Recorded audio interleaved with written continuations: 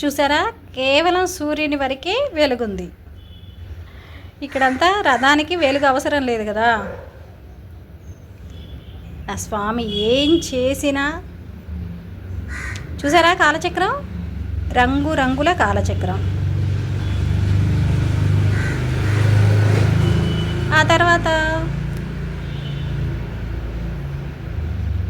పచ్చని ఆకులు, పాజిటివ్కి గ్రీనే ఎక్కువగా పెడతారేమో. ఆ తర్వాత అష్టదళ పద్మం, మా అమ్మే కమలాక్షి. ఆ తర్వాత హంస, అదే ఉచ్ఛ్వాస నిశ్వాసలు.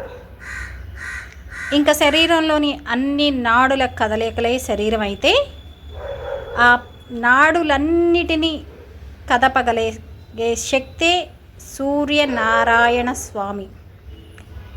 ఎప్పుడు ఎంత వేడి కావాలో జస్ట్ నేను చెప్తుంది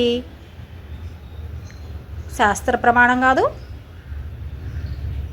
ఆ పైన ఉండేదే ధర్మధ్వజం, అదే నా స్వామి హనుమస్వామి ధ్వజం.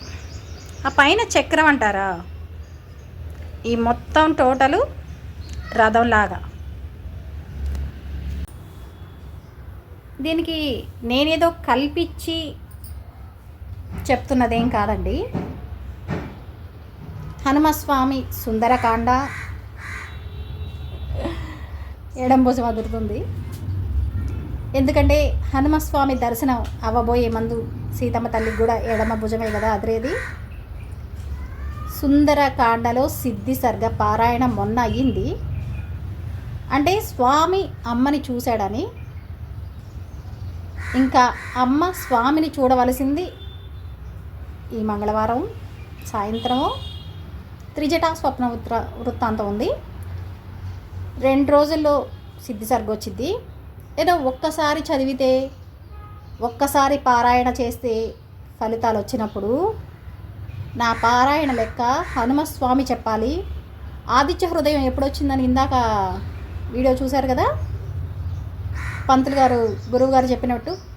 రావణాసురుడు గ్రహగతుల్ని సైతం బంధించినప్పుడు, గ్రహాలను సైతం బంధించినప్పుడు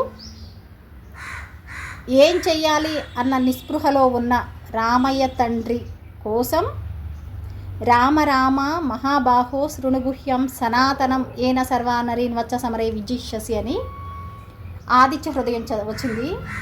నా ఆదిత్య హృదయం పారాయణ కూడా నా సూర్యనారాయణ స్వామి మాత్రమే చెప్పగలడు. ఎందుకంటే నేను లెక్క పెట్టుకోలేదు.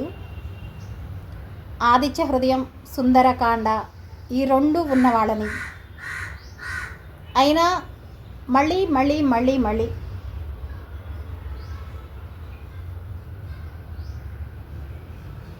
అది సీతారామ అనుగ్రహంతో నా రథసప్తమి.